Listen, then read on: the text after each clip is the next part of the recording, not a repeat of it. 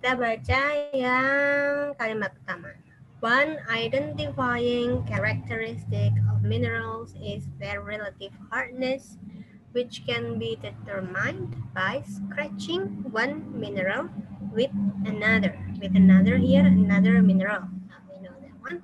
So, one identifying characteristic of minerals. Talking about identifikasi dari karakter karakter dari mineral. Mineral di sini adalah bebatuan ya. And then is their relative hardness. Oke, salah satu cara mengidentifikasi karakteristiknya itu menggunakan what is hard?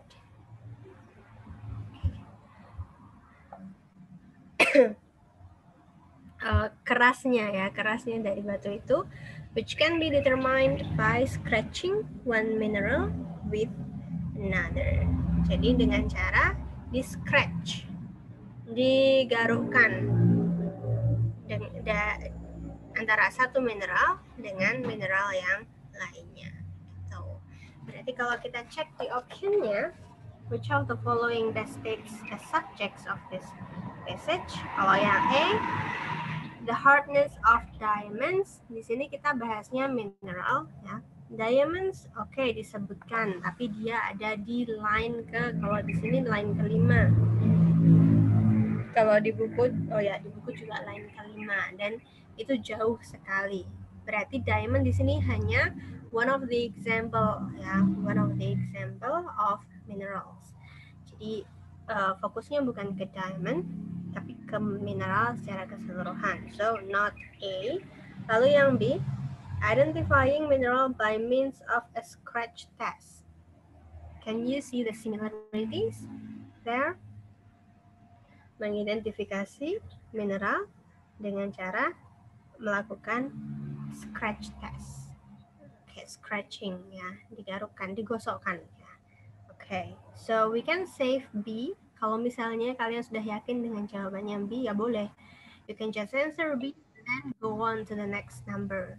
It will save your time. Tapi kalau misalnya dirasa tidak yakin, takut kalau mungkin nanti ada jawaban yang lebih spesifik gitu, then you can go to the next option.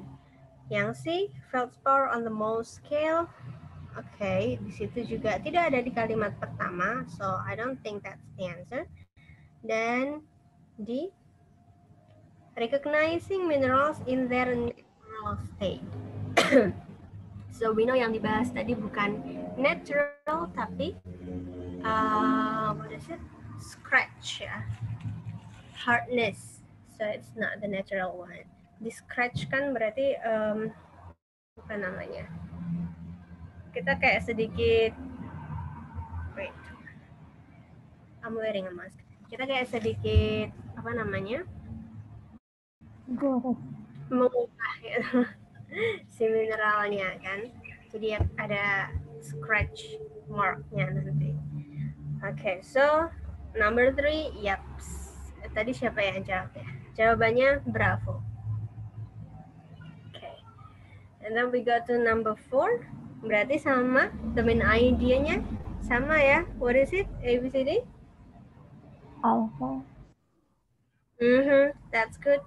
Alpha, the hardness of a mineral can be determined by its ability to make a mark on another mineral. Jadi kalau kalian perhatikan di situ sebetulnya memang hanya paraphrasing. Jadi dari satu kalimat diubah menggunakan bahasa yang berbeda, tapi maknanya masih sama. Okay. Passage 3. Ada 2 paragraf di situ.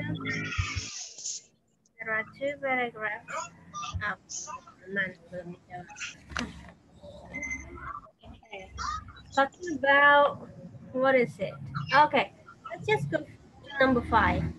The passage mainly discusses. The passage mainly discusses A, B, C, D. Charlie.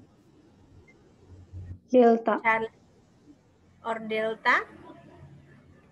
Ada yang Delta, ada yang Charlie.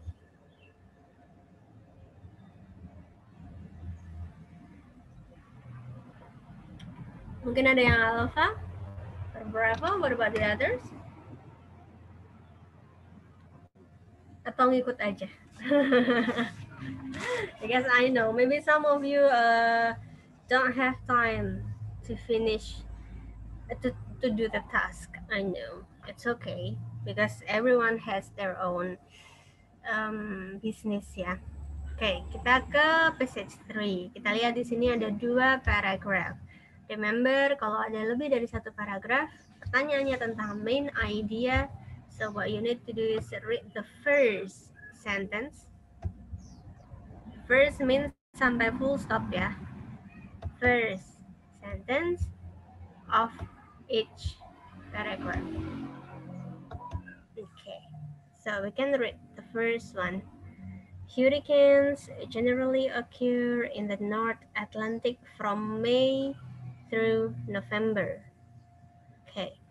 Dari sini kita tahu yang dibicarakan adalah terjadinya hurricane ya di North Atlantic. Waktunya itu biasanya di bulan Mei sampai November.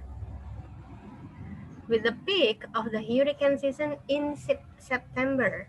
Puncaknya September. Only rarely will they occur from December through April in that part of the ocean. Jarang terjadi di bulan Desember sampai April. Okay. Jadi pembahasan di paragraf pertama fokusnya lebih ke waktunya. Waktu hurricane terjadi. And then the second one of the tropical storms that occur each year in the North Atlantic, only about 5 on the average, are powerful enough to be called hurricanes. Jadi, dari beberapa badai ya, yang terjadi setiap tahunnya di North Atlantic itu sebetulnya ya hanya sekitar 5 saja. Kira-kiranya itu yang cukup kuat, badainya itu cukup kuat untuk disebut hurricanes. So we know kalau hurricanes itu one kind of tropical storms. Cuman dia posisinya lebih kuat ya. Tekanannya lebih kuat daripada storms yang lainnya. Makanya dia punya nama spesial, that's hurricanes.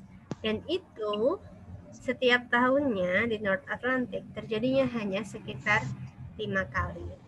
Itu untuk hurricanes-nya ya. Kalau storms-nya mungkin banyak, we don't know. It doesn't mention. Okay. And then berarti paragraf pertama bicara tentang hurricane di North Atlantic yang terjadinya hurricane. Waktu terjadinya hurricane di North Atlantic. Yang kedua tentang banyaknya hurricane yang terjadi di North Atlantic. Oke, kita cek ke optionnya. Nah, how many hurricanes occur each year? Oke, how many? Berarti di sini hanya bicara tentang jumlahnya. So it's only paragraph 2. Nah, yang kayak gini nggak boleh dipilih. Karena dia hanya fokus di paragraf kedua saja. Paragraf pertamanya tidak disenggol sama sekali. So no. Lanjut yang B. The strength of hurricanes. Bicara tentang kuatnya. And I think it's also the same. Ya, dia hanya bicara tentang kuatnya hurricanes. Dan sebetulnya malah nggak dijelasin ya. Kalau bicara tentang kuatnya, berarti harusnya kalimat pertama mereka membahas tentang teksnya membahas tentang terjadinya hurricane dan efeknya. Dia ngancurin apa aja atau bicara tentang perpindahannya, percepatannya dan sebagainya. But it isn't mentioned. And then yang C, the weather in the North Atlantic. Oke, di sini yang dibahas hurricane They don't talk about weather. Hurricanes dan weather itu beda. Kalau weather mungkin lebih ke arah seasonnya, nah, cuacanya. What is it? It's windy or sunny or rainy, like that one. That's weather. And then berarti tersisa yang delta. Hurricanes in one part of the world. Yeah, that's actually the answer. Jadi karena di optionnya tidak ada perpaduan yang spesifik dari paragraf 1 dan paragraf 2, ya. Tidak ada yang misalnya kayak yang E kan hanya occur-nya saja tapi tidak ada waktunya. Kayak gitu. Itu berarti kita boleh ambil yang lebih general. It's okay. Hurricanes in one part of the world.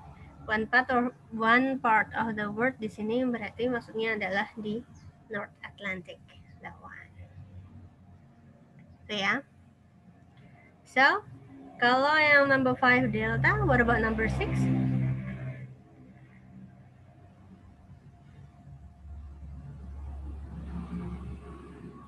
Bravo.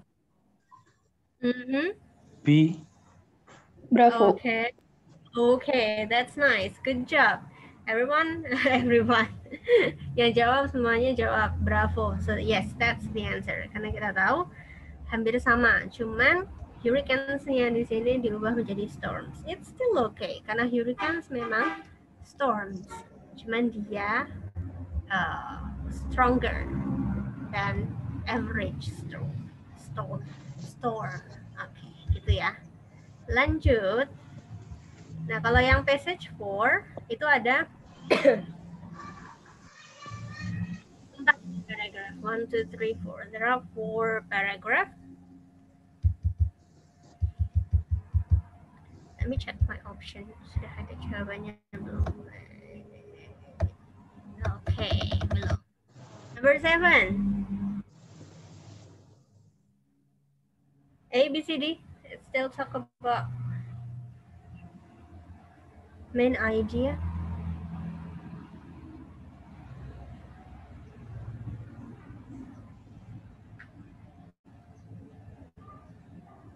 B. B? Others?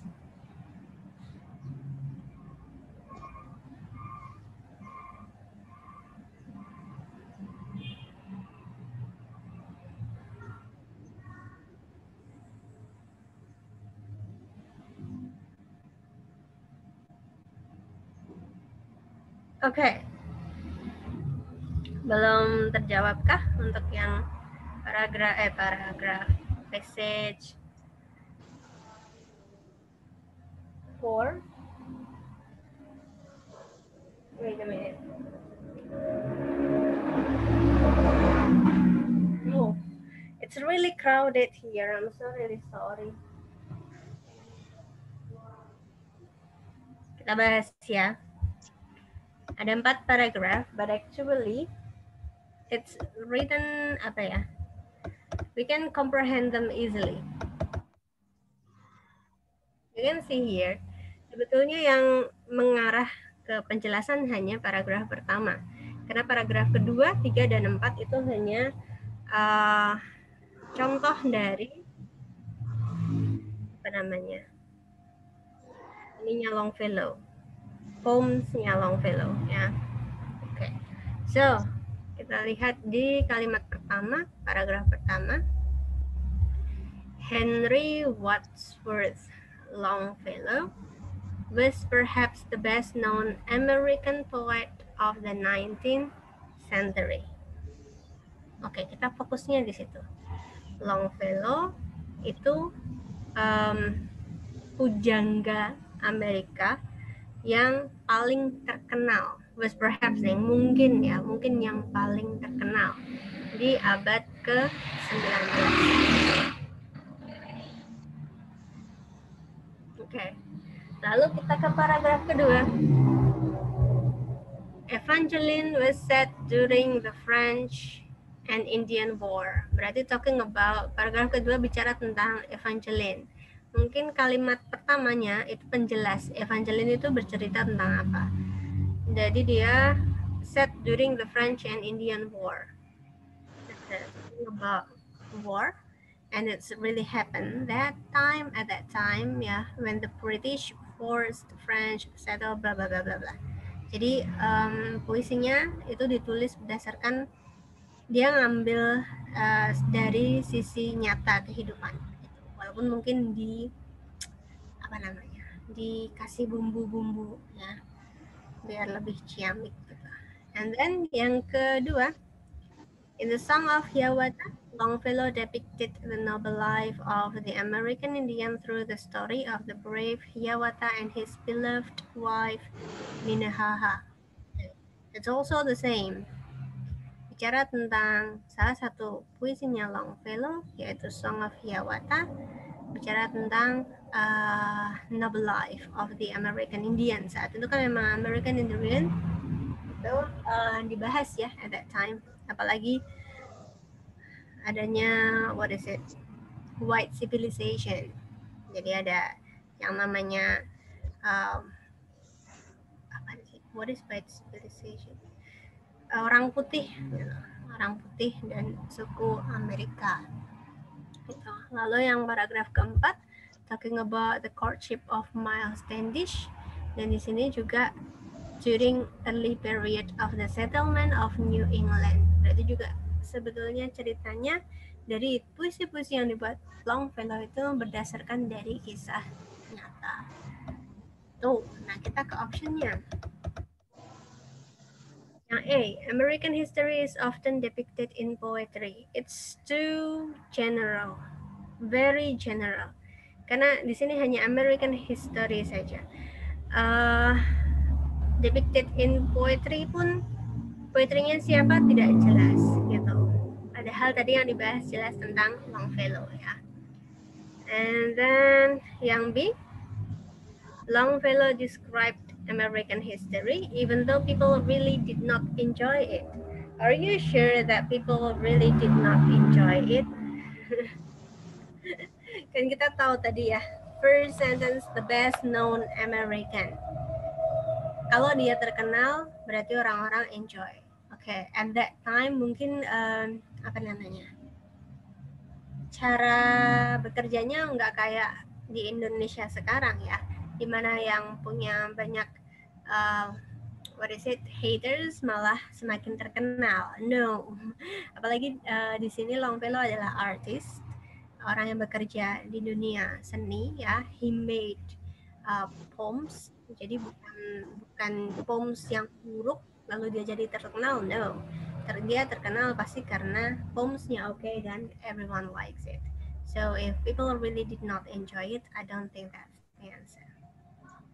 Okay, and then yang C, the popularity of Longfellow's poems results from his stress on the values of the people.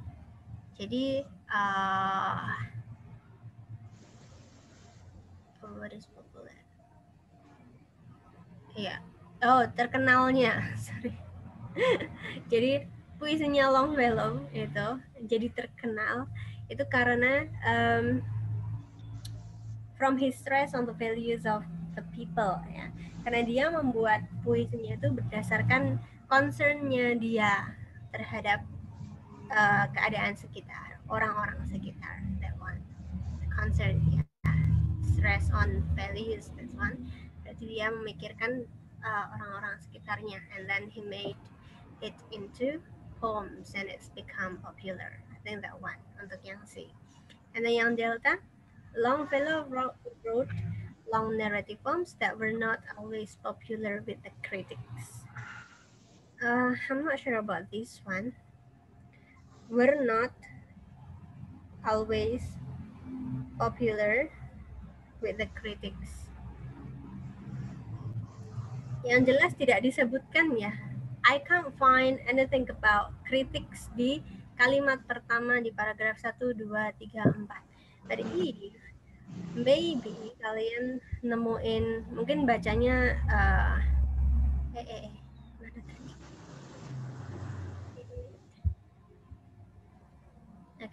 Mungkin kalian bacanya tadi sampai sini, malah bingung nanti. Malah fokusnya jadi yang ke delta. Tapi dia bukan bagian dari main idea ya. If not always with the critics. Gitu. If not itu unless kan. Unless, always with the critics. So actually from this sentence itu poemsnya si Longfellow, apa yang dia tulis di situ, writing style-nya, prevalent values-nya itu sebetulnya selalu memunculkan kritik. Kritiknya ya karena dia ngambil dari kisah nyata dan sebagainya, that one. But it doesn't matter about that one. He is still known. And then kalau yang delta, we're not always berarti malah opposite-nya ya. Gitu. Jadi malah tidak selalu tidak populer dengan kritiknya. Okay. So, mungkin di sini agak membingungkan karena memang fokusnya di kalimat pertama aja, di paragraf pertama, sedangkan 2, 3, 4 itu contohnya, tapi sebetulnya kita tetap harus ngerti dari contohnya itu puisinya tuh tentang apa gitu. And then we can see there, paragraph 2, 3, and 4 itu puisi yang dia buat berdasarkan dari dia memandangi sekitar gitu. That one ya. So actually for number 7, the answer is C. Okay.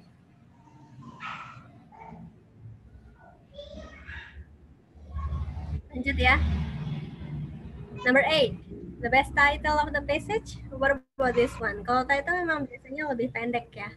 If the question is about title, it's usually the answer is shorter than main idea or what is yang lainnya. So you think number 8, the best title? Berarti apa? Yeah, oh, that's good. Very nice. Yes, the answer is A. Longfellow's popular appeal. Appeal itu daya tarik. Jadi apa daya tariknya Longfellow? Kenapa dia bisa terkenal? Ya, we talk about the poems there. Okay. And then number 9. B. Sorry, wait a minute. Number 9. B. C. B. Yeah. C. Bravo or delta? Bagong. Bravo. Bagong. Bravo or delta bagong. Okay. The subject of the fourth.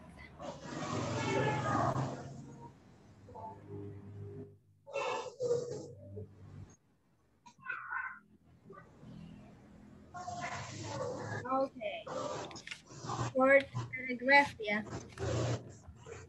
The courtship of Miles Davis takes place during the early period of the settlement of New England, a period which was viewed as a time of honor and romance. I think it's only said that one. Kita ada penjelasan tentang Miles Standish, love triangle involving Miles Standish, tapi dia di kalimat berikutnya. Miles Standish asked his friend John Alden to propose, lebih ke ceritanya. Ya. Tapi kalau fokusnya, subjeknya di sini, not story there, tapi lebih ke poemsnya, tetap ke poemsnya. So I think it's not Bravo. It's Charlie. of the courtship.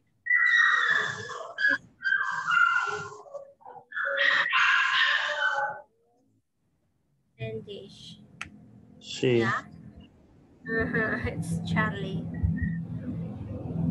Jadi memang menceritakan tentang courtship of Miles Standish, tapi we can't say subjeknya adalah triangle, no. Subjeknya tetap poems-nya si long.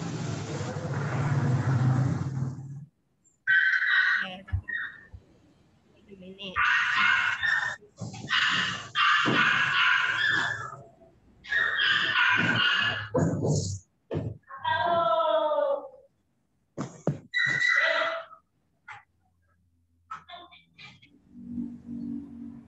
Oke, kita ke skill 2.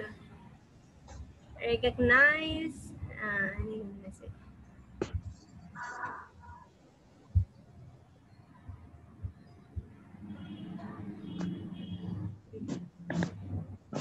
Recognize the organization of ideas. As I said last Friday, last week. Okay, as I said last week, skill 1 dan skill 2 itu fokusnya ke main idea. Jadi kita fokusnya di kalimat pertama dari setiap paragraf. Kalau skill 1, dia bahasnya ke arah main idea-nya, title-nya, subjeknya, topiknya, dan sebagainya. Tapi kalau yang skill 2, itu organization-nya. Jadi ide pokok di setiap paragraf itu ditulis antara satu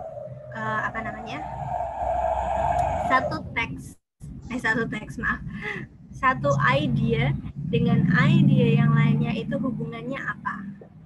Jadi yang pertama misalnya dia bahas tentang masalah yang terjadi gitu di Indonesia. Terus paragraf keduanya itu menjabarkan tentang masalah-masalah yang lainnya. Gitu. Jadi misalnya di yang satu bahas satu masalah, lalu yang kedua bahas masalah lagi tapi yang sama terjadi di Indonesia. Jadi concern ke masalah yang terjadi di Indonesia. Oh, berarti types of organization of ideas-nya itu supporting the previous paragraphs. So, and then yang kedua mungkin contrasting. Jadi paragraf pertamanya membahas tentang kalau contrasting gimana? Paragraf pertamanya mungkin membahas tentang salah satu film terbaik gitu yang menurut menurut ahli kritik gitu ada film terbaik yang disebutkan di filmnya. Lalu di paragraf kedua menyebutkan bahwa beberapa penonton yang bukan ahli kritik itu menganggap filmnya itu membosankan. Nah, that one is contrasting, right? Yang satu bilang filmnya okay dengan good point. Yang satu lagi bilang filmnya boring, membosankan.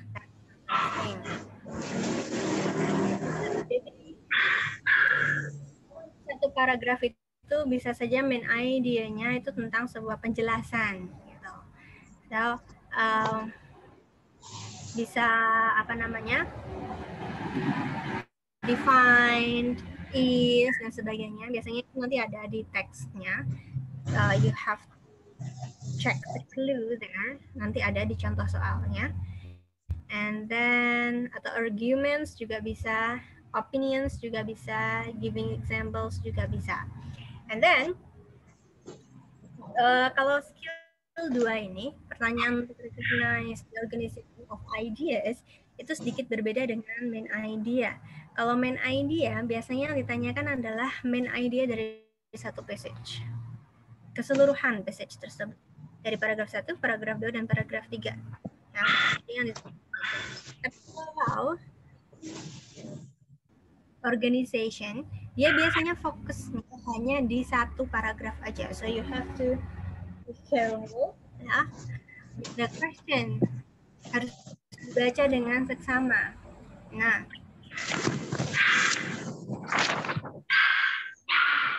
ini ada ya di buku ya. Di buku. Oke. Ini buku tahu karena saya itu ada di kotak. Organization of ideas. Okay.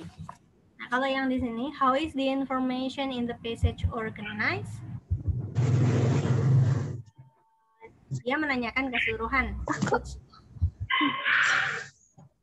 dari Apa? Boleh kok.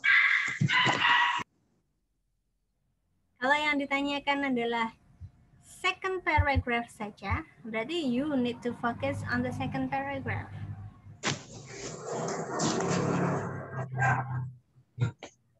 Yang ditanyakan itu paragraf keberapa, hubungannya dengan paragraf keberapa. Kalau yang di sini, how is the information the paragraph related to the information in Buruan pakai baju sana.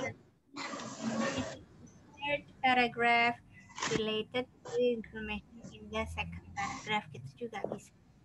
Atau kadang malah cuman what type of information it's in the second paragraph, kayak gitu ya.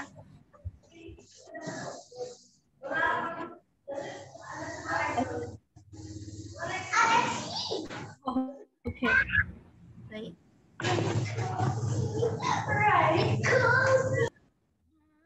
Sebentar. Oh, sudah ya.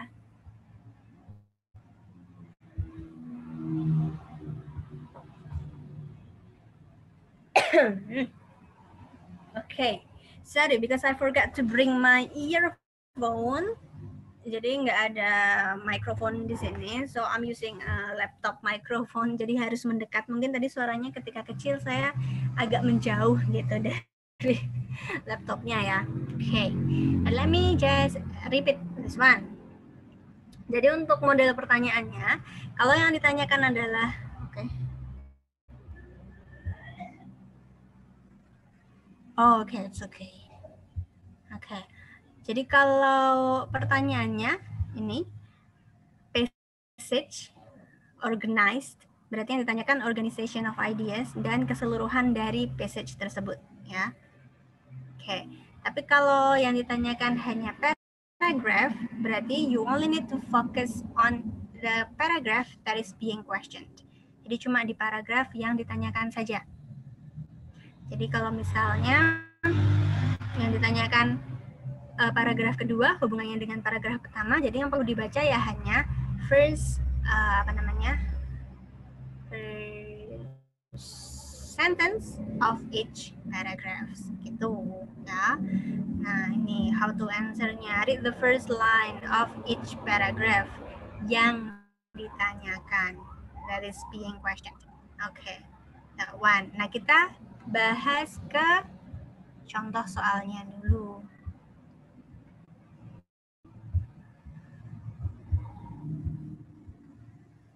Aduh, pencet lagi sebentar. Oh ya,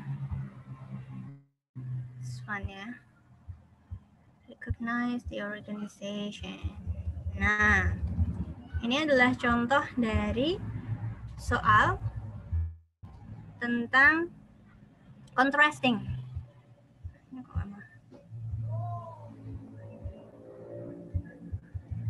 Okay. You can see that one, di buku ada. Sebentar, sama lah ya. Oke, di buku ada tapi hanya 2 paragraf ya. Ini kan 3 paragraf, tapi sebetulnya antara paragraf 1 dan 2 itu dijadikan 1 di buku. So it's okay lah. Kita fokusnya di kalimat pertama aja. Dan di setiap paragrafnya. Karena kalau pertanyaannya cuma kayak gini, oh ini in this passage. Kalau di buku pertanyaannya the second paragraph ya.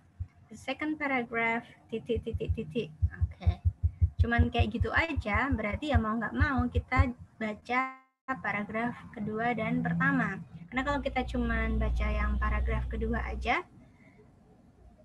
kita nggak tahu dia relatingnya, ditulisnya di sini tuh dia tuh ngebarin apa? Apakah membuat definisi atau dia memberikan example atau menjelaskan lebih detail, supporting or contrasting kayak gitu.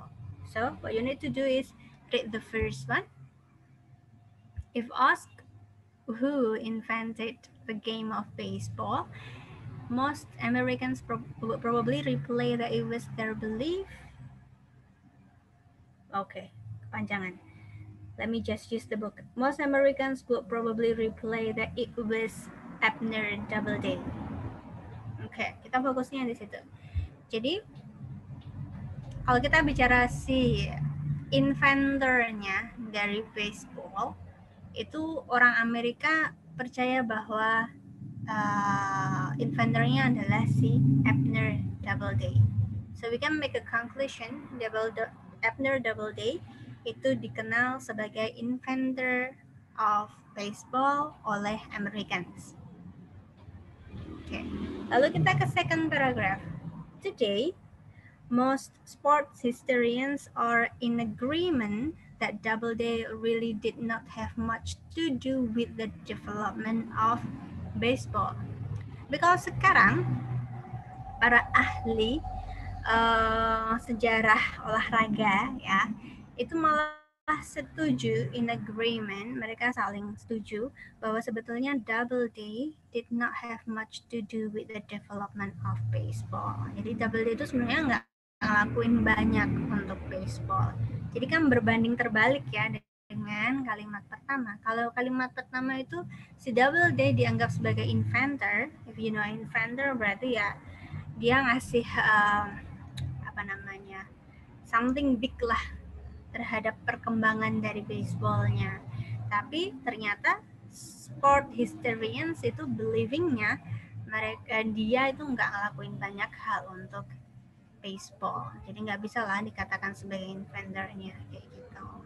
So, oh ya, optionnya pun beda jawabannya. So, look at your book ya everyone. The second paragraph.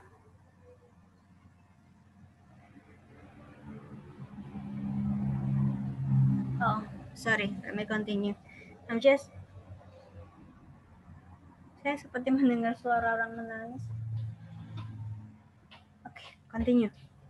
Okay, the second paragraph, yang A, provides example. Jelas bukan ya? Not example. Yang B,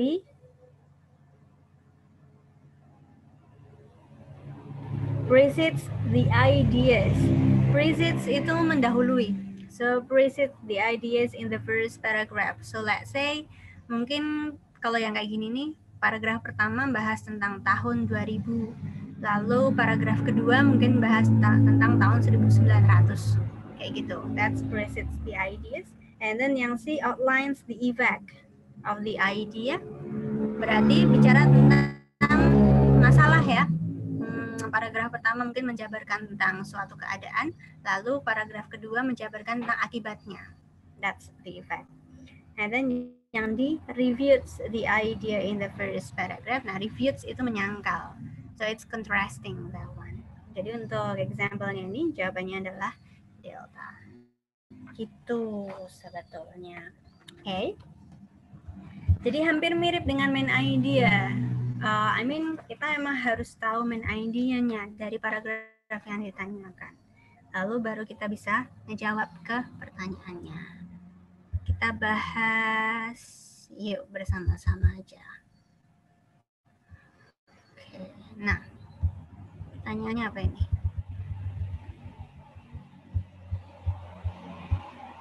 Oke. Nah, yang seperti ini, you can check your book ya. Table exercise 2, passage 1. Number 1, how is the information in the passage organized? Berarti yang ditanyakan passage-nya. Berarti ya mau nggak mau kita harus baca kalimat pertama di paragraf 1, 2, dan 3. Karena memang ada 3 paragraf di situ. But it's really short. I think it's still easy lah. Let's go. Dibaca dulu.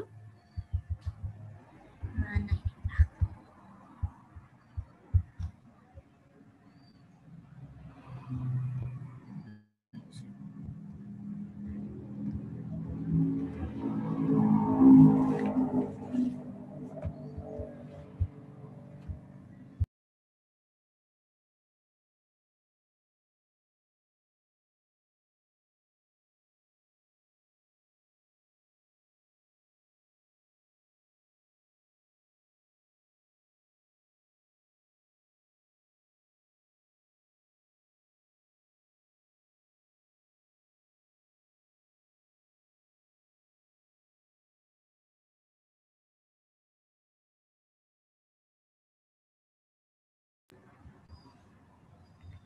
Sudah? Apa kecepatan?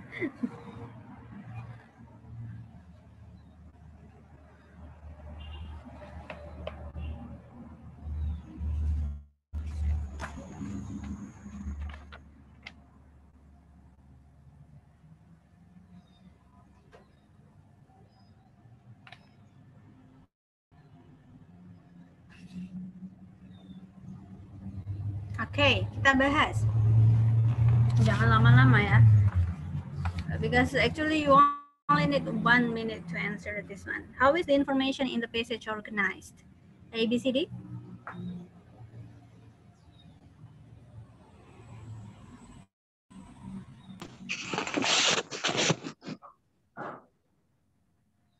Mm-hmm.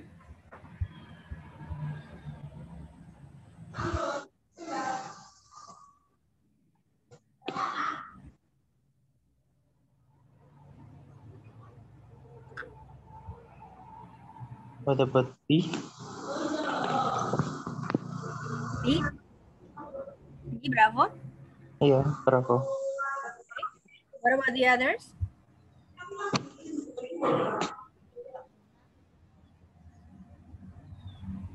Yeah.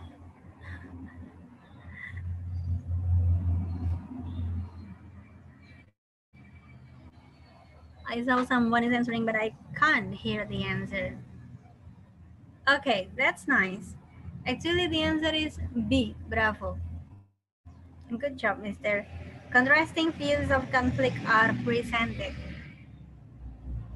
Okay, why? So you can see here, passage 1, yeah. Paragraph 1, conflict within an organization is not always viewed as undesirable. Oke, berarti di sini sudah jelas membahas tentang sebuah konflik dalam sebuah organisasi. Nah, itu not always viewed as undesirable, tidak selalu dilihat sebagai sesuatu yang tidak diinginkan. Tidak selalu, berarti masih ada. So from here we can already know there are 2 views, ya, yaitu yang menganggap konflik itu dibutuhkan dan menganggap konflik itu tidak dibutuhkan. Oke, nah di paragraf kedua barulah dijelaskan ada traditional view, paragraf ketiga ada interactionist view.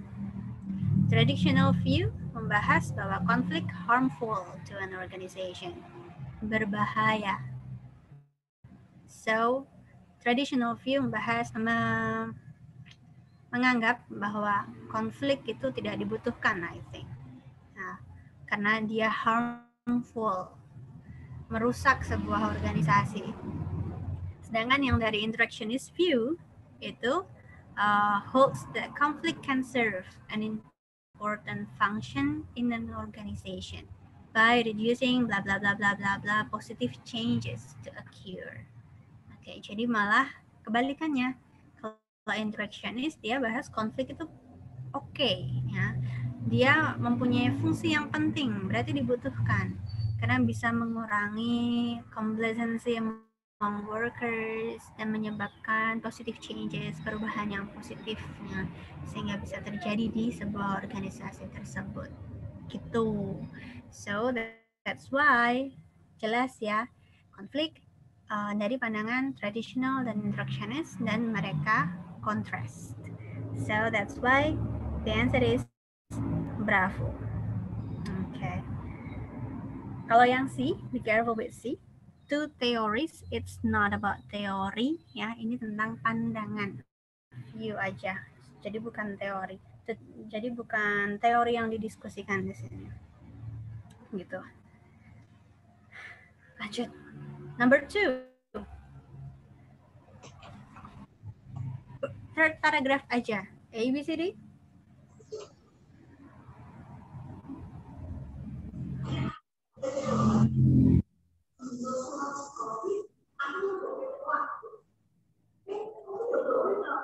Number 3. C. Number 3. Number 2. C. You don't have to read the next sentence actually, Mister? You can find the answer on the first sentence. Actually. Interaction with conflict. Uh-huh. Delta. Oh, Miss Idol answering Delta. Yeah. Okay, yeah, actually the answer is Delta. Karena di situ memang hanya mendeskripsikan sebuah konflik dari interactionist view, ya. One of the opposing views of conflict. Kita nggak boleh jawab yang C. Be careful with C. Kalau outline of the type of manager who prefers the interactionist view, itu berarti harusnya dia sudah muncul di kalimat pertama, ya, penjelasan tentang manager kayak gitu. Lalu kalau mau baca lagi lebih detailnya di kalimat penjelasnya, baru mungkin dijabarkan tipe-tipe manajernya tuh yang kayak gimana, kenapa dia suka kayak gitu dan sebagainya. Tapi kan di sini enggak, kita fokusnya hanya konflik dari interactionist view gitu aja. Oke. Next, number 2 delta ya. Lanjut ke passage 2. Wah, banyak sekali. Oh, it's really easy for passage 2.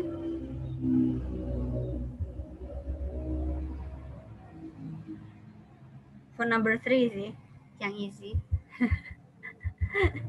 What type of information is included in the first paragraph? First paragraph saja. Ini yang saya sebutkan tadi.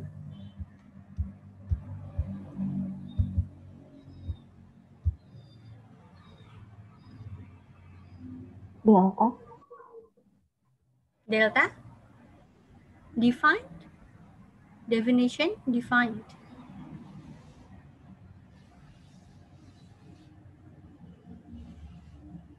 IQ or intelligence, first paragraph aja ya. IQ or intelligence quotient. Oke. Mungkin ada yang suka apa namanya? Oh, Bravo. Yes, that's right. Bravo. Oke. Membahas tentang IQ gitu. Nah, ini didefinisikan as the bla bla bla bla bla. Berarti informasi yang kita dapat di first paragraph yang jelas itu adalah sebuah definition. So, it's not about the theory, it's defined. Jadi lebih spesifik lagi. It's about definition. Okay, and then number 4 beda soalnya sama di sini. How does the information in the third paragraph differ from that in the second paragraph? Okay, apa yang membedakan paragraf 3 dan paragraf kedua? What do you think? You can read first. C.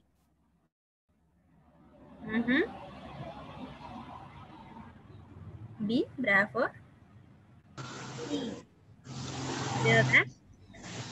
My answer A. A, Alpha. C. C. Charlie. Telinganya. Sorry for that. Because I'm not using my earphone. Jadi emang harus mendekat ke laptop. That's why I'm not turning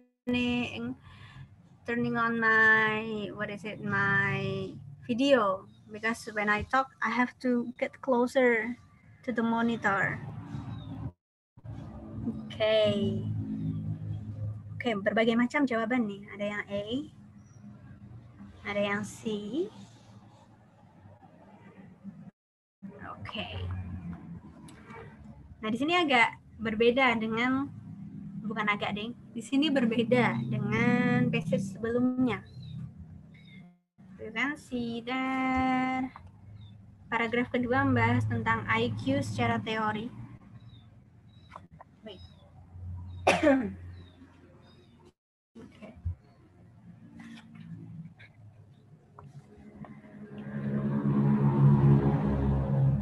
IQ secara teori ya, itu standardized IQ test is set up to measure individuals' ability to perform intellectual operation such as reasoning and problem solving. Oke.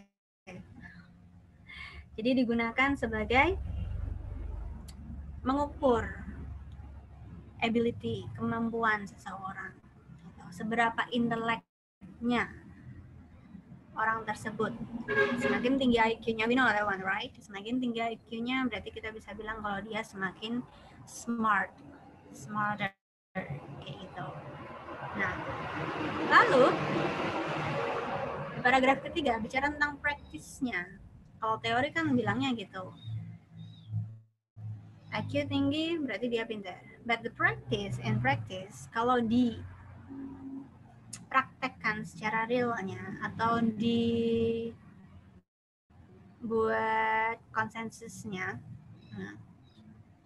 it has been possible to arrive at consensus as to which type of intellectual operation demonstrate intelligence. Jadi agak susah ini kalau disepakatinya. Which type of intellectual? Jadi intelektual yang kayak gimana nih yang bisa dianggap pintar?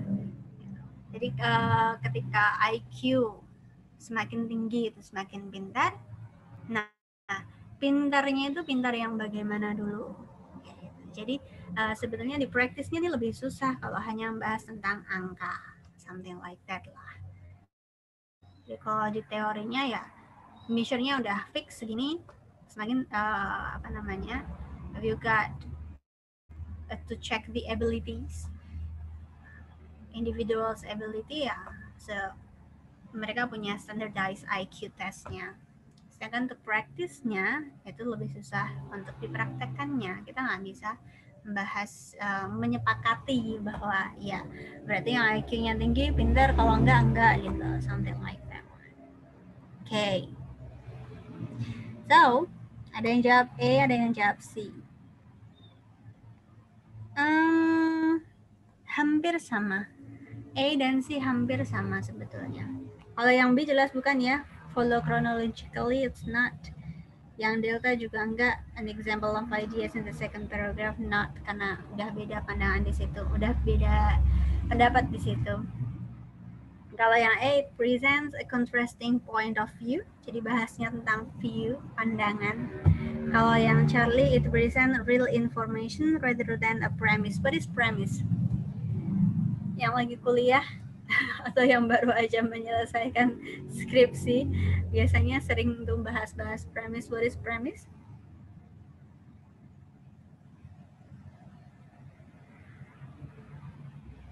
Perumpamaan. Perumpamaan? Really?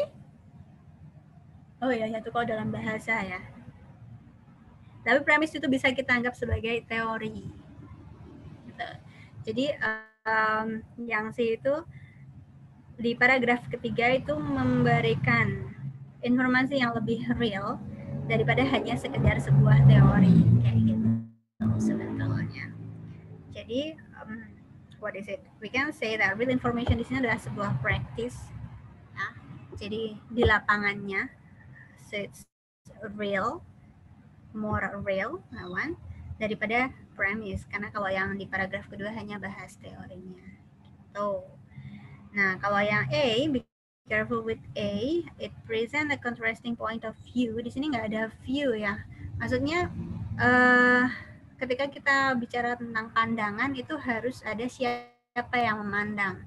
Kayak kalau tadi kan traditional view, jadi pandangan secara tradisional dan interactionist. Tradisional dan interactionist itu orang gitu, kayak sekelompok tradisional dan sekelompok interactionist gitu. Jadi kalau yang ini kan cuma teori sama praktis, tidak ada pandangan orang ini dan lain-lain. Gitu. So that's why the answer for number 4 is C, Charlie. One.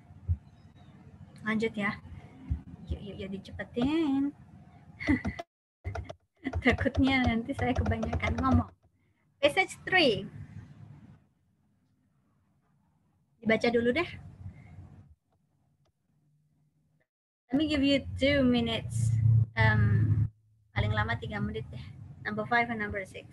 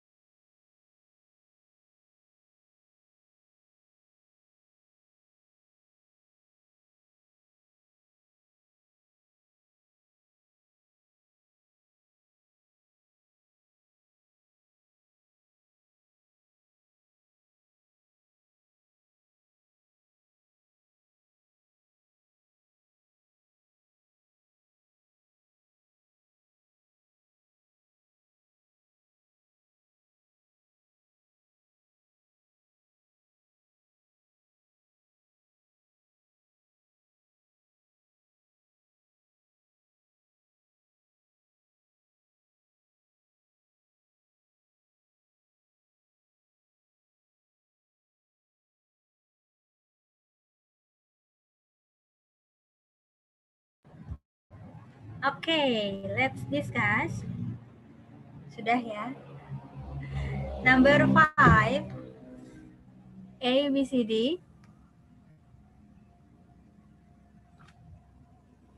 A. A. Okay. Others? My answer C. C maybe. Oh, okay.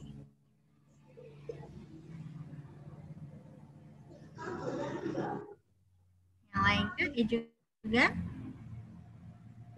Alpha. Hmm. A. Okay, very good. Good job. Yes, the answer is A. Nah, kalau jawabannya udah serempak gini, saya tidak akan menjelaskan terlalu detail ya. Two unusual characteristic of the Great Salt Lake are discussed. Jadi paragraf pertama bicara tentang Great Salt Lake ya, dengan bahas apa namanya salt waternya, okay, and etc. And then paragraf kedua bicara tentang yaitu tadi fed by freshwater streams, jadi dialiri oleh air yang tawar ya, freshwater, tapi rasa air di danaunya itu saltier than the ocean, lebih asin daripada ocean. Lalu yang paragraf ketiga bicara tentang apa namanya? Size. Yes, that's good. Size-nya yang berubah sangat tremendously ya.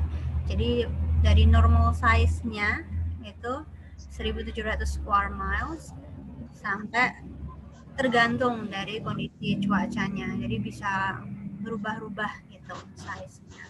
That's good. That's A. What about number 6? Kalau paragraf ketiga aja, informasinya tentang apa? A. Alpha. B. Alpha? Alpha. Jangan kebalik loh ya. Alpha or Bravo? Bravo. Bravo or Alpha? Kadang kalau tergesa-gesa apa namanya, kita bisa terjebak di soal macam ini. Jawaban macam ini. Yang Alpha. How the size of the lake affects Okay. weather conditions. Jadi size-nya lake-nya itu mempengaruhi kondisi cuaca. Jadi malah size-nya yang mempengaruhi cuaca. Mungkin kalau size-nya kecil, cuacanya jadi panas. Kalau size-nya besar, cuacanya jadi apa namanya windy kayak gitu. Nah kalau yang B, the effects of contrasting weather on the size of the lake. Efek dari weather yang berubah-ubah ya terhadap size dari lake-nya. Ayo yang mana? Yang Alpha or yang Bravo? Bravo. Ya, yang Bravo because it's written depending on long-term conditions. Ya, jadi tergantung cuacanya. Jadi size lake-nya itu tergantung cuacanya, bukan cuacanya yang tergantung size-nya. Ya, so please be careful with that one. Jadi ada dua kalimat. Nah, kalau sama kayak gitu emang harus dibaca lagi. Okay. And then lanjutkan. Udah kan ya, cuma sampai 6 kan. Nah, sekarang kita punya TOEFL exercise. Kita mulai atur waktu ya. Ada passage 1, passage 2, passage 3, bahas tentang main idea semuanya. Yang satu main idea, yang satu apa tadi? Organization of ideas. Di setiap passage-nya ada 2 nomor, kecuali yang passage 3 ada 3 nomor. So totally there are 7 numbers. Saya mau ini dikerjakan dulu, nanti kita bahas bersama. I'm giving you 10 minutes at maximum. 10 minutes. Sekarang jam 5.10, oh pas sekali. 5.10 sampai 5.20. 5.20 kita bahas. Oke? Okay? Dimulai dari sekarang.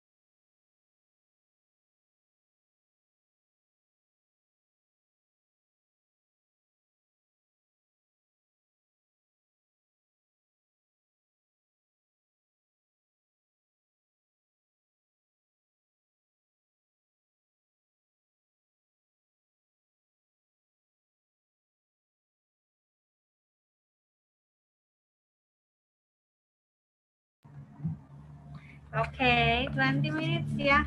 20 minutes has passed. Let's discuss.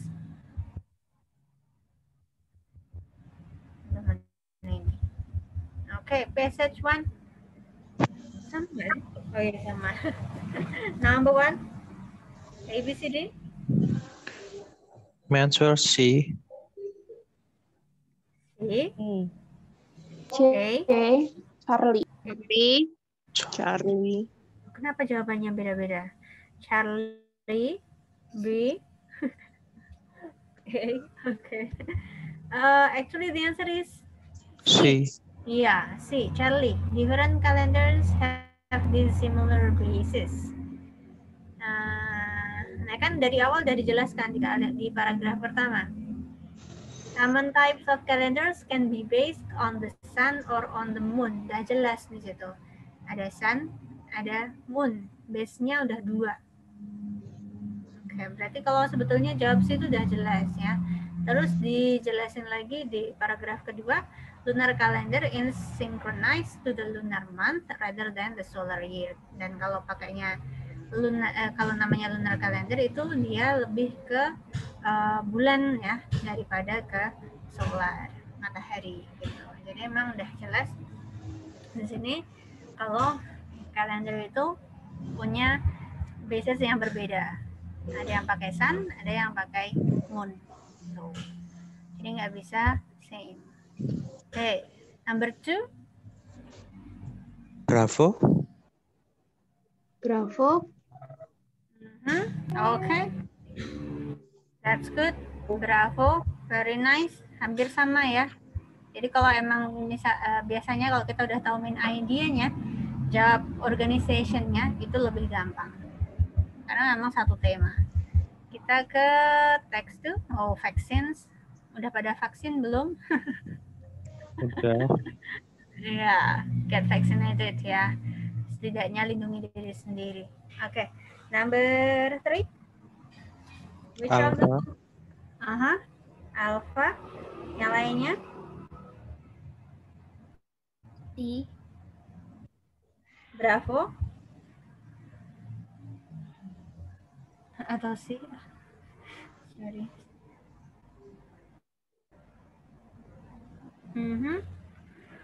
Yang lainnya? Enggak? Charlie. Oke, ya. Ada yang jawab berbeda lagi? Charlie. Okay. That's nice. Actually, the answer is Charlie. Sebetulnya yang alpha itu oke, tapi dia hanya fokus di paragraf pertama. Di kalimat pertama paragraf pertama. Vaccines provide immunity to specific disease. Ya, itu cuma ada di paragraf 1 saja. Sedangkan yang ditanyakan adalah main idea, jadi harus yang paragraf 2, 3, dan 4 juga. Gitu. Nah, baru di paragraf kedua bahas tentang tipe-tipe vaksinnya. Ya, basicnya itu diambil dari mana, second type-nya dari mana, final type-nya dari mana, kayak gitu. So that's why the answer is C. Charlie. Vaccines are derived in different ways. Okay. Jadi walaupun mungkin di pilihan gandanya ada penjelasan nggak disebutkan kayak gini ya, vaccines provide immunity to specific disease and derive in different ways kayak gitu. Oke, selama memang di paragraf pertama bahas vaksin, terus di pilihan gandanya ada kata vaksin, it's still okay. Itu ya. Lalu number 4, oh ini gampang banget. How many types of vaccine? Bravo. Bravo. Ada 3 ya. Di paragraf kedua, ketiga, dan keempat dijelaskan di situ tipe-tipenya. Oke, lanjut ke passage 3. A hoax. Nah ini yang lagi banyak beredar nih. Related to apa namanya? Kesembuhan apa namanya? Pasien-pasien COVID ya. Jadi banyak beredar obat-obatan yang hoax sebetulnya. So please be careful with that one. Salah-salah malah melukai badan. Oke. Number 5. topic of this passage could best be described as ABCD? Mansur delta. Delta. Others? Delta. Yeah, delta. That's good. Yes, the answer is delta, definition and example of a hoax. That's good. Karena yang di paragraf pertama adalah definition dari hoax itu is a deliberately concocted plan to present bla bla bla. Lalu di paragraf kedua adalah example-nya. Contohnya itu ada si Charles Dawson. Nah, number 6. The author's main point is that Alpha. Alpha. Others? Alpha. Alpha. Yes, that's good. Alpha. Even though it's a bit confusing. Sebetulnya author's main point itu bisa pertanyaan tentang main idea, bisa juga pertanyaan tentang the function ya, the function of the text kayak gitu. Nah itu nanti function kita bahas di skill akhir, hampir akhir. But it's okay, kita masih bisa dapat jawabannya, and you've got it correctly. Bicara tentang hoaxes ya, yang dilakukan, various types of hoaxes. Okay. And then number 7. Alpha. Okay. Alpha ya, good. Yeah. Support the ideas in the first paragraph. Jadi bicara tentang si Charles Dawson itu example-nya, ya si example dari salah satu hoax. Oke. Kita lanjut. Nggak kecepatan kan ya? Saya biasanya kalau bahas yang ini, table exercise memang nggak begitu lama. Because kalian kan juga sudah baca dan mengerjakan, biasanya mulai paham. Nanti begitu jawabannya salah, itu biasanya bisa menemukan alasannya kenapa kok bisa salah gitu. Oke, dan bisa dibaca-baca lagi kan. So, kita mulai ke topik kedua. Kalau yang kemarin topiknya main idea, kalau sekarang directly answered questions. Directly answered questions. Jadi membahas tentang badannya. Kalau kemarin kepalanya ya, kalimat pertama di setiap paragraf. Sekarang kita mulai ke badannya. Nah, kalau directly answered question itu pengibaratannya begini.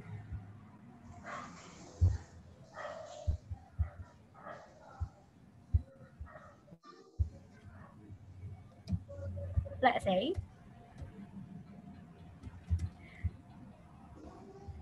saya punya sebuah teks.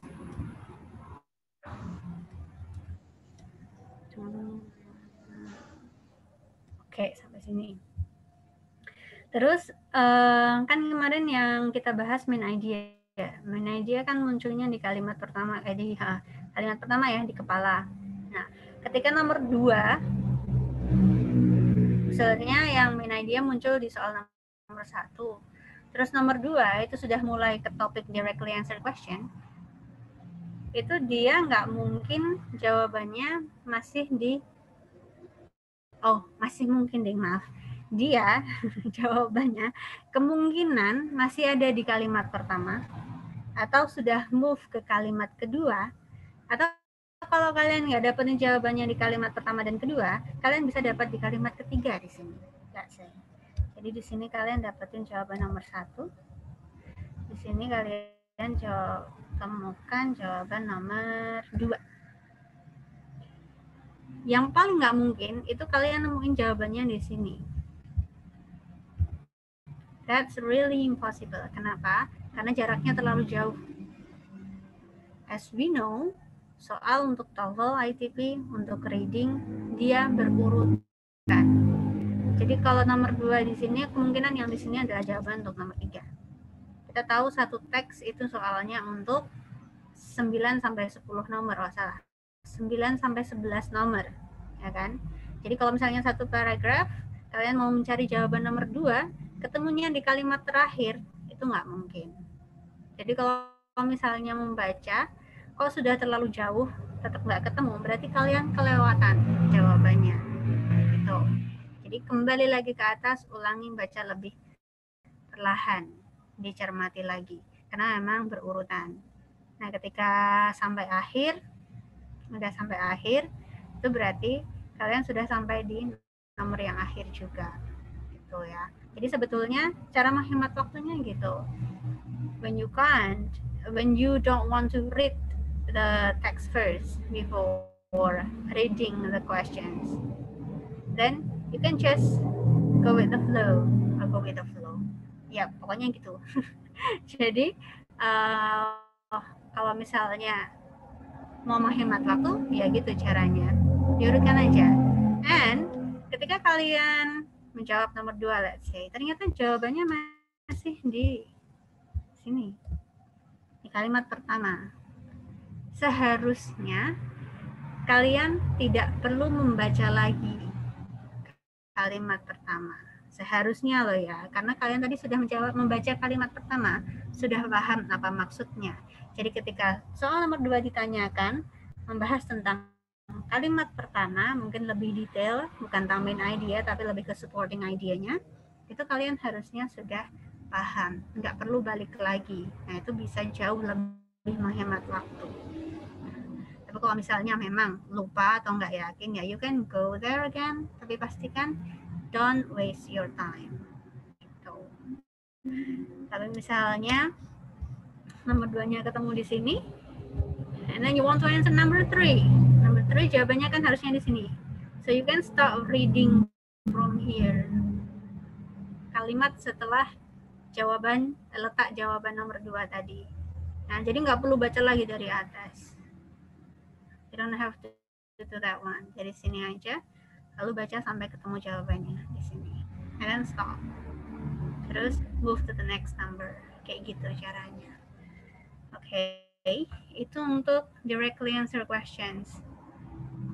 Dan indirectly answer question. Nanti ada, setelah ini ada indirectly answer question. Nah, kalau yang ini, directly answer question, itu ada 3 tipe. Nanti di skill 3 kita bahas stated detail question. Yang skill ke-4 bahas unstated. Skill 5 kita bahas pronoun. Ini my favorite ini, pronoun. Karena bisa menghemat waktu banyak untuk pronoun. Nah, stated dan unstated. Stated itu berarti maknanya tertulis, jelas di teksnya. Yang ditanyakan adalah apa yang ada di teksnya. Unstated, negatif ya, berarti opposite-nya, kebalikannya. Unstated itu yang tidak tertulis di teksnya atau yang salah. Berarti yang ditanyakan adalah yang salah. Kita milih jawaban yang memang nggak ada di teksnya atau memang yang salah, yang contrasting dari apa yang ada di teksnya. Gitu. Kita bahas dulu yang skill 3. Answer stated detail question. Walaupun di sini tertulis detail, ya, jangan berharap bahwa memang tertulis mirip plexer sama rata, mirip plek sama yang ditanyakan. Ya, paraphrasing selalu terjadi di sini, baik di reading,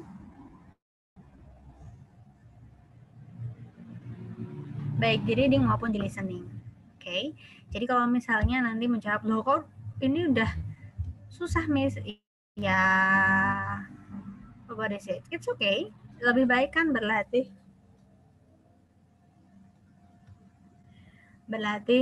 mengerjakan soal-soal yang lebih susah ya, daripada nantinya kita terlena dengan soal yang mudah and then dapatnya yang susah. So here is this.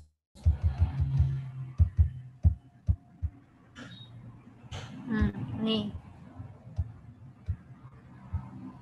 Sebetulnya tertulis semua di sini if you want to read. To answer to these questions are generally given in order, ya, tadi yang saya sebutkan berurutan, and the correct answer is often a restatement of what is given in the passage. Jadi pilihan gandanya di optionnya itu, jawaban yang benar itu merupakan restatement atau paraphrase dari apa yang ada di passage. Nah, this means that the correct answer often expresses the same idea as what is written. Makanya tertulisnya detail, karena memang apa yang ada di pilihan gandanya ya sama dengan apa yang ditulis di passage-nya. Tapi, this one. But, kita harus selalu fokus dengan kata but. Ya. Dan dia poinnya di situ. But, the words are not exactly the same. Pasti beda cara penyampaiannya. Baik, what is it? Tense, bukan tenses. Model penulisannya, maybe it's from passive to active, atau penggunaan sinonim dari negatif ke positif, dan sebagainya. Ya. So that one. And then, I don't think that I need to explain. Kita ke example aja. Ada nggak sih di sini? Williamsburg, ada ya? You can check your book. Williamsburg there. Kalau di sini udah ada jawabannya, but it's okay. Oh, different. Hanya ada nomor 2. Kalau di buku ada 3 nomor ya. Jadi kita pakai yang di buku soalnya, biar lebih jelas itu penulisan. Biar lebih jelas urutan ordernya. Number 1, according to the passage, Williamsburg is located. Nah, yang ditanyakan adalah located. Be careful. Kalian memang harus ambil keywords-nya ya, dari soal itu yang harus di garis bawahi apa? Williamsburg located. Nah, itu yang dimasukkan ke pikiran itu bukan kata-kata Williamsburg located, tapi langsung penjelasannya. Oh, lokasinya Williamsburg, lokasi. Jadi dari kata lokasi itu kan bisa dimaknai dengan berbagai macam kata, diubah dengan berbagai macam kata dalam bahasa Inggris. Karena located, lokasi, kalau bahasa Inggris itu ada macam-macam. Ada located, ada place, ada. Kalau di sini ada apa?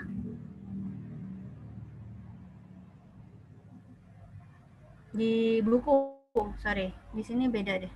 Di buku ada apa? Kata apa? Yang menunjukkan located.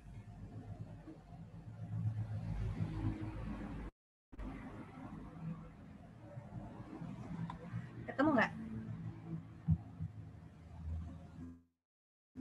Yang C itu ya? We don't talk about the answer first, Mister. Di passage-nya, ada nggak kata-kata located? Between two river. Itu tempatnya. Tapi sinonim dari located. Situated. No, not between. Between is what is it? Preposition dia, keterangan tempat. Located, terletak. Ada kata situated. Situated di kalimat pertama, line pertama. Williamsburg is a historic city in Virginia situated. Nah, itu sama dengan located. Nah, kayak gitu. Jadi, kalau misalnya kalian ambil keywords-nya, Williamsburg is located, berarti kita cari lokasinya Williamsburg. Itu jangan mentah-mentah ya, ngambil kata located-nya. Karena mungkin nggak ada di pilihan di passage-nya. Mungkin di passage-nya tertulis dengan kalimat yang berbeda. Nah, di sini tertulisnya adalah situated. So be careful with that one. Karena biasanya jawabannya terlewatkan karena kita salah fokusnya. kita fokusnya di katanya. Padahal harusnya kita fokus di maknanya. Gitu ya. Nah, itu baru situated. Nah, berarti jawabannya ini. On a peninsula between two rivers, the York and the James. Harus dibaca sampai habis ya. On a peninsula between two rivers, the York and the James. Apa itu peninsula?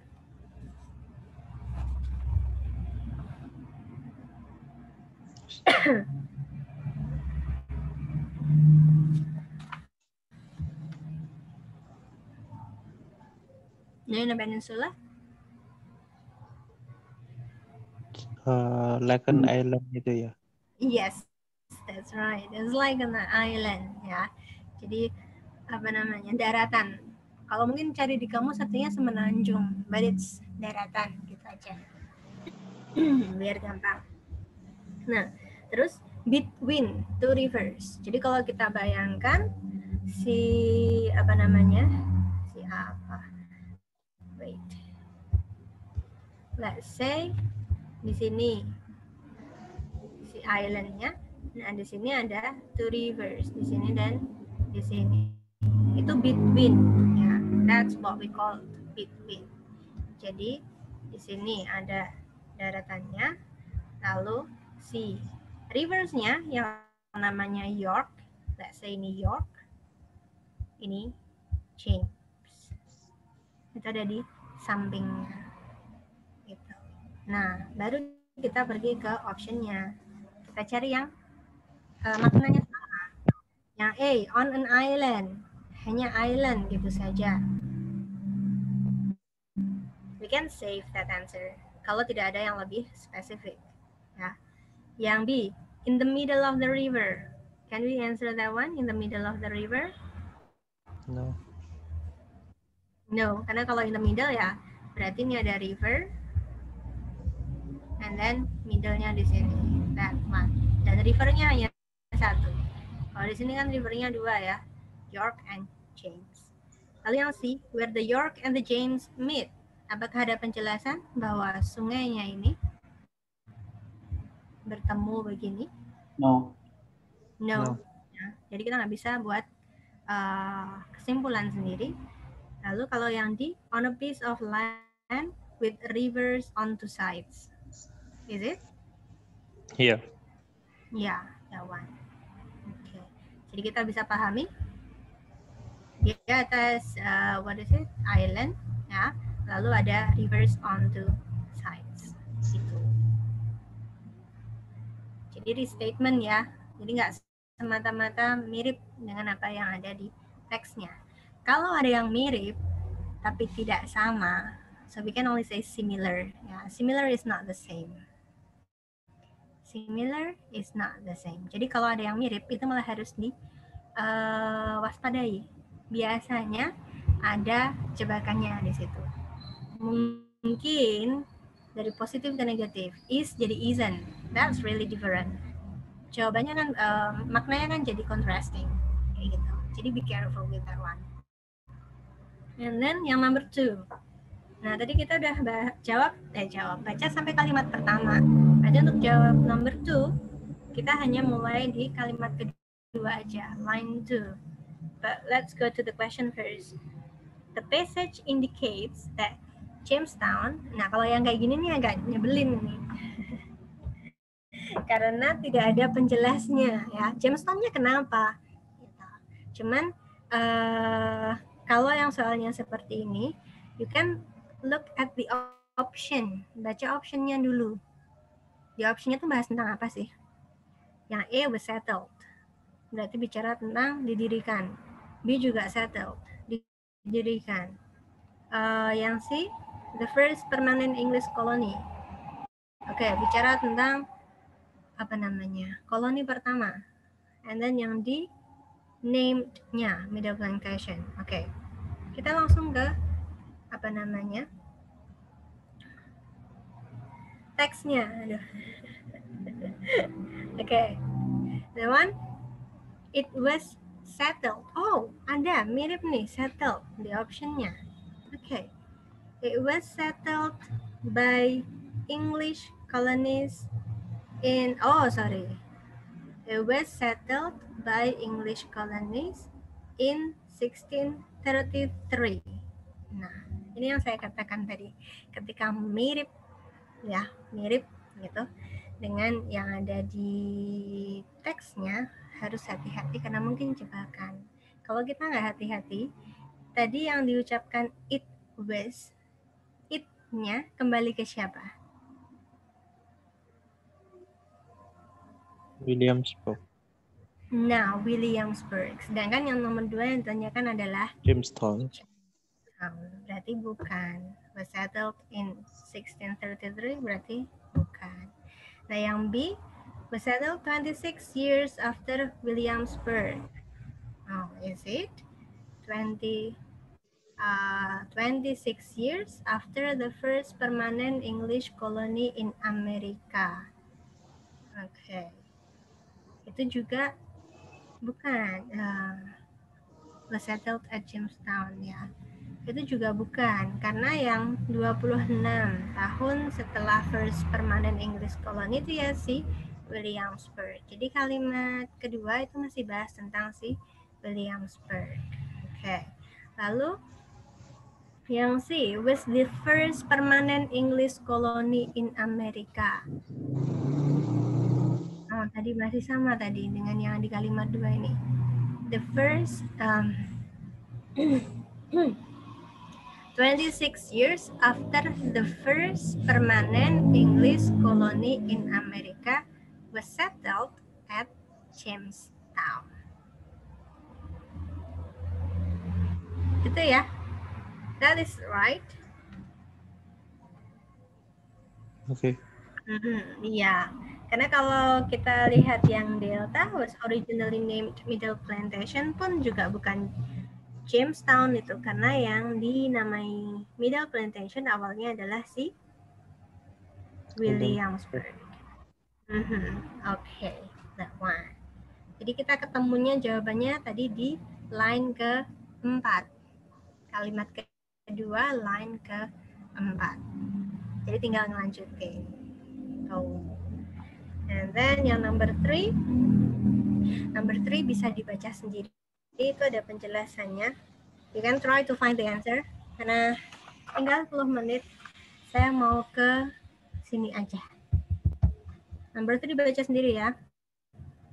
Jadi memang berurutan begitu jawabannya. Daripada nggak kebahas soalnya. Nanti minggu depan ngulangin lagi apa penjelasannya. It will be a bit complicated. So, passage 1. Kita bahas TOEFL exercise aja sebagai example. Number 1. What happens during an ice age? Keywords-nya adalah ice age. Kejadian ice age. Waktu itu apa yang terjadi?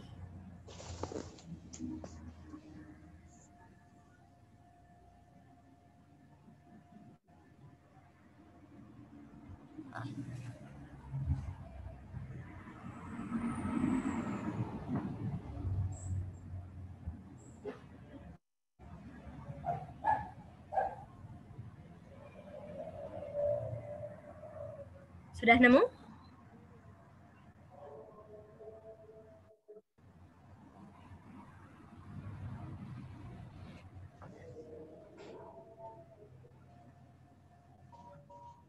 What about 6 times Ya? itu ya? 6 times. Ice melts 6 times. Okay.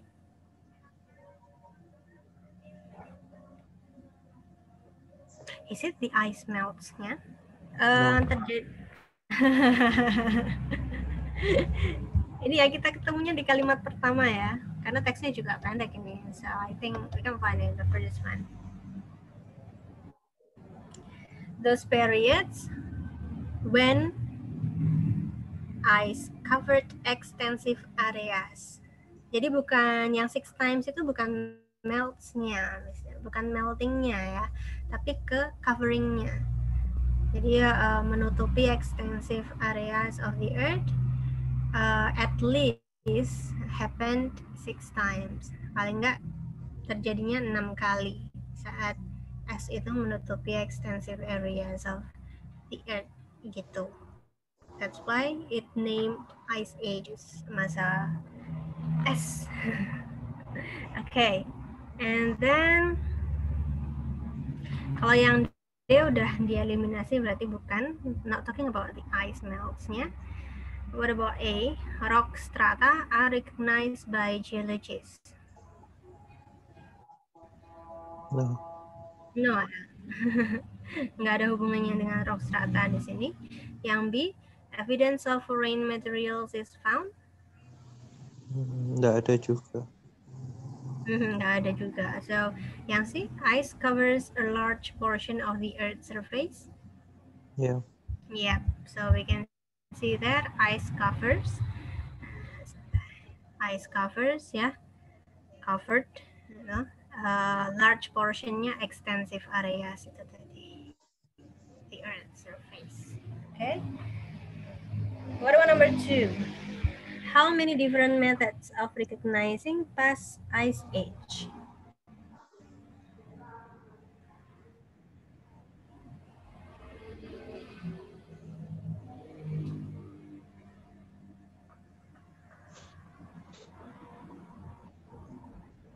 Four. 4? Oh, banyak sekali, Mister. Where? Iya, Ramon. What are they? What are they? Kalau how many berarti kita harus nemuin apa aja itu. How many different methods? Methods-nya apa aja? Yang itu apa? Kalimat yang terakhir itu Oh, kalimat yang terakhir. moving wall of ice. Okay. Be careful with that one, Mister. I think that one is only a way, some ways. Jadi di sini ada land formations. Nah, that have been produced from, jadi land formation itu terbentuk dari moving walls of ice, such as contohnya U-shaped valleys, sculptured landscape, dan polished rock faces. Tapi kalau kita lihat di sini sebetulnya yang ditanyakan adalah recognizing past ice ages ya. Jadi kayak gimana sih ilmuwan bisa tahu kalau dulu itu ada ice ages? Kan itu kan terjadi ribuan tahun yang lalu.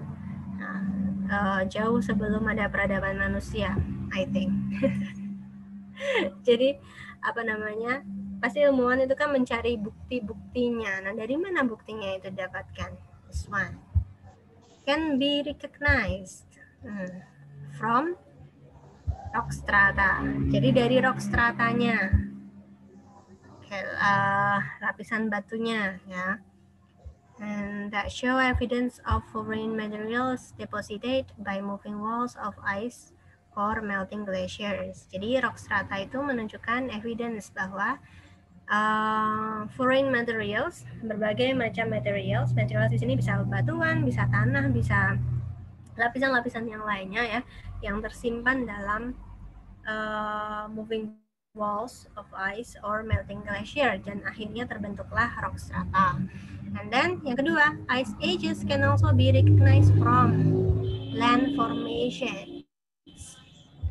Okay, jadi dari bentuk struktur tanahnya ya, yang terbentuk, have been produced, terbentuk karena adanya moving walls of ice. Jadi apa namanya? What is wall? Tembok, tembok es yang bergeser dan membentuk land formation gitu. Nah, contohnya dari U-shaped valleys, sculptured landscape, and polished rock faces. Itu land formation-nya. Jadi sebetulnya hanya ada dua, yang satu rock strata, yang satu land formation. Begitu. The last one ya. Number 3. According to the passage, what in the rock strata? Nah, ini yang ditanyakan rock strata. Jadi balik lagi ke yang tadi. Kenapa kok balik lagi? Karena nomor 3 ini soal tambahan. I think in the book ya. New version itu soal tambahan, karena kalau di ini yang versi lama, ini punya saya versi lama ini, yang apa namanya PDF-nya. Itu hanya sampai nomor 2 aja. So nomor 3 itu tambahan. Jadi kalau misalnya you are complaining, loh Miss kok balik lagi ke atas? Ya, because that's additional. Mungkin biar soalnya lebih banyak. Number 3, kita kembali lagi ke rock strata. Sudah saya tandain tadi. What in the rock strata is a clue to geologists of a past ice age. Jadi apa yang ada di dalam rock strata yang digunakan oleh geologis sebagai clue kalau dulunya ada ice age. B. B, D. melting glacier. Uh, For circle delta. area. Delta. Delta. Oke, jadi ada yang jawab Bravo, ada yang jawab delta. And the answer is delta. Substances from other areas. Kenapa? Karena kalau yang melting glaciers, be careful. Ini kan bukti ya, bukti buat geologis. Berarti buktinya itu ada sampai sekarang yang mereka teliti. Sedangkan melting glaciers itu apa sih melting glaciers? Itu geseran es. Terus rontok. Nah, geseran esnya. Geseran esnya kan terjadi dulu. Dulu. Nggak mungkin ada di dalam batu ya. Jadi melting glaciers atau moving walls itu adalah yang menyebabkan terjadinya rock strata.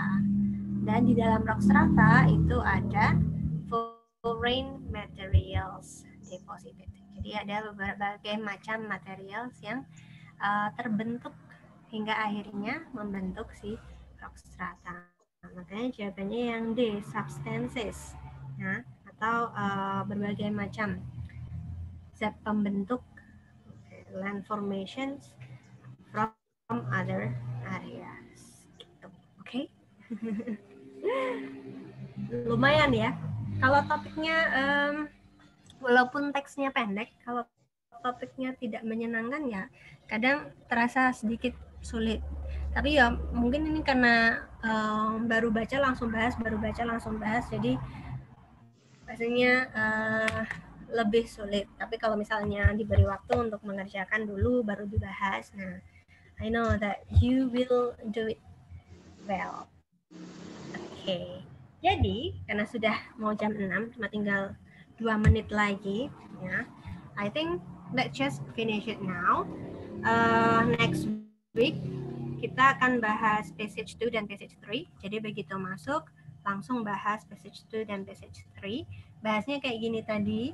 Jadi save-nya, amannya sudah dikerjakan dulu ya, sudah dibaca dulu biar ketika pembahasan tidak begitu bingung. Cuman ada 6 nomor kok. 6 nomor. And then habis itu kita lanjutkan ke skill 4 dan skill 5 untuk minggu depan. Begitu. Oke? Okay. Okay. So, wait. Saya butuh absensinya dulu. Let me take a photo. Banyak sekali. It will not enough, I think. Wait. Okay. Okay, it's enough. Thank you. Yeah, from here. Okay, so I think that's all for today, everyone. Thank you very much for joining the class and thank you karena sudah meluangkan waktunya hari ini ya. Setelah hari Jumat kemarin sempat tertunda. Hopefully we can Jumat, hari Kamis ya, Kamis. Jadi hopefully kita bisa lanjut di hari Kamis minggu depan. Ya, semoga nggak ada halangan. Terus kemarin ada yang WA, saya lupa mau nge-share jawabannya ya. Untuk yang baru join, nanti saya share ulang di grup. Jadi kemarin itu kita bahas pretest, mengerjakan pretest, lalu kita bahas jawabannya. Nanti akan saya share pretestnya beserta dengan jawabannya. And then kalau untuk skill yang ada di buku, kita baru mengerjakan yang passage 1 aja. Nanti kayaknya jawabannya cuman apa? Let me tell you about that one in group. Okay? That one. So, I think that's all for today. Thank you very much, everyone. See you next week. Good night. Thank you, Miss. Thank you, Thank Miss. you, Miss. See you Thank next you, week. Miss.